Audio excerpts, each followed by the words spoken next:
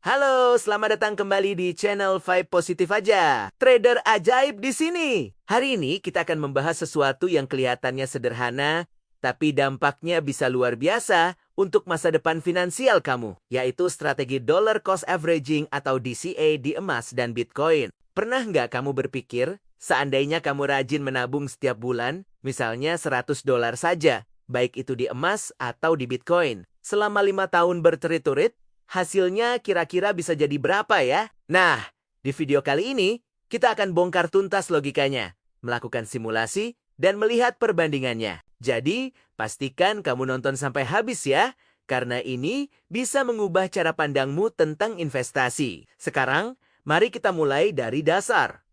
Apa sih sebenarnya DCA itu? DCA, singkatan dari Dollar Cost Averaging, adalah strategi investasi yang paling simpel, tapi menurut saya paling ampuh, terutama untuk kita anak muda.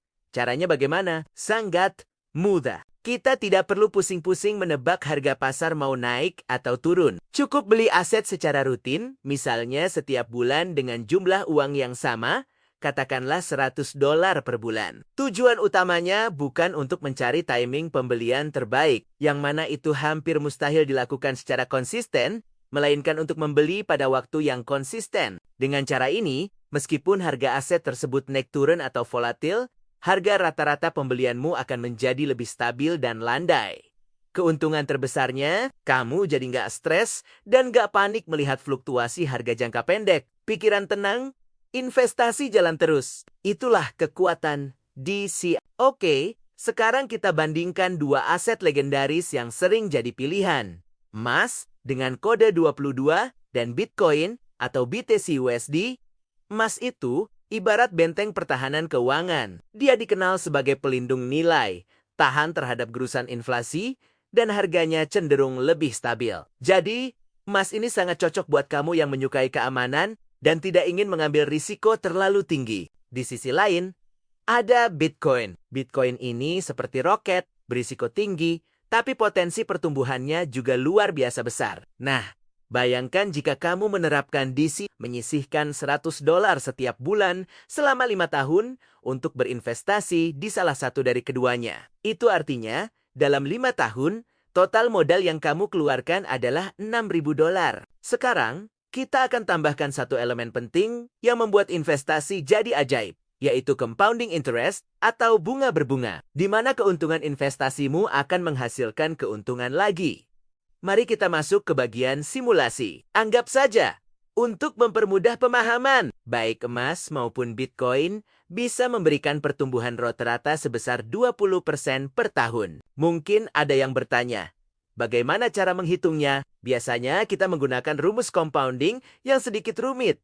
Nilai masa depan sama dengan deposit dikali. Lalu ada perhitungan bunga, pangkat, dan lain-lain. Tapi tenang saja, biar gampang, saya sudah hitungkan dan akan langsung kasih hasilnya. Jika kamu berinvestasi $100 setiap bulan selama 5 tahun, dengan asumsi bunga majemuk 20% per tahun, maka di akhir tahun kelima, total uangmu akan menjadi sekitar $9.000 hingga $9.500.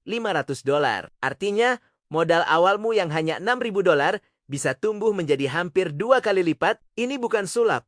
Ini adalah keajaiban dari disiplin dan compounding. Tentu saja, dalam dunia nyata, performa emas dan Bitcoin sangat berbeda. Mari kita gunakan skenario yang lebih realistis. Secara historis, emas biasanya memberikan kenaikan rata-rata sekitar 6 hingga 10% per tahun. Sementara itu, Bitcoin meskipun sangat fluktuatif, secara historis bisa memberikan return rata-rata 60 hingga 100% per tahun, bahkan lebih.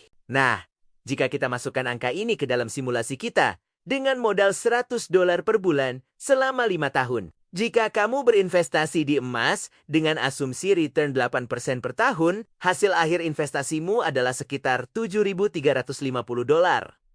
Lumayan kan? Sekarang, bagaimana dengan Bitcoin? Dengan asumsi return yang lebih konservatif, misalnya 30% per tahun, hasil investasimu bisa mencapai lebih dari $13.000. Bedanya jauh sekali. Tapi, penting untuk diingat, high return comes with high risk. Bitcoin juga bisa turun 50% dalam setahun. Inilah mengapa diversifikasi dan mindset Desia jangka panjang menjadi sangat krusial. Lalu, kenapa anak-anak muda, khususnya generasi Z, wajib banget tahu dan menerapkan strategi DCA ini? Jawabannya sederhana.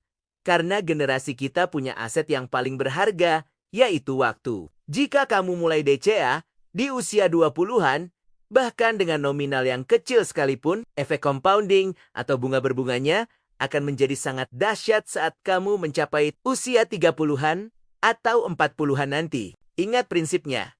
Ini bukan tentang berapa banyak uang yang kamu punya sekarang untuk diinvestasikan, tapi tentang seberapa cepat kamu mulai berinvestasi. DCA mengajarkan kita disiplin dan konsistensi, bukan spekulasi untung-untungan. Dan yang lebih hebat lagi, kalau kamu menggabungkan DCA di kedua aset ini, misalnya sebagian di emas dan sebagian di Bitcoin, kamu bisa mendapatkan keseimbangan sempurna antara stabilitas dari emas dan potensi pertumbuhan dari Bitcoin. Jadi, kesimpulan dari pembahasan kita hari ini adalah, mulai saja dulu. Mulai dengan DCA, misalnya $100 per bulan, atau bahkan kurang, sesuai kemampuanmu. Jangan terlalu pusing dengan harga yang naik turun setiap hari. Coba gabungkan aset yang aman seperti emas dengan aset yang punya potensi pertumbuhan tinggi seperti Bitcoin untuk menyeimbangkan portofoliomu. Setelah itu, biarkan waktu dan keajaiban compound interest bekerja untukmu. Trader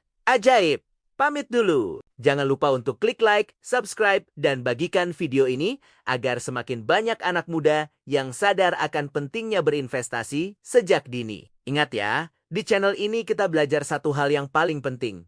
Jaga vibe positif aja, biar rezeki yang positif juga yang datang menghampiri kita. Sampai jumpa di video berikutnya.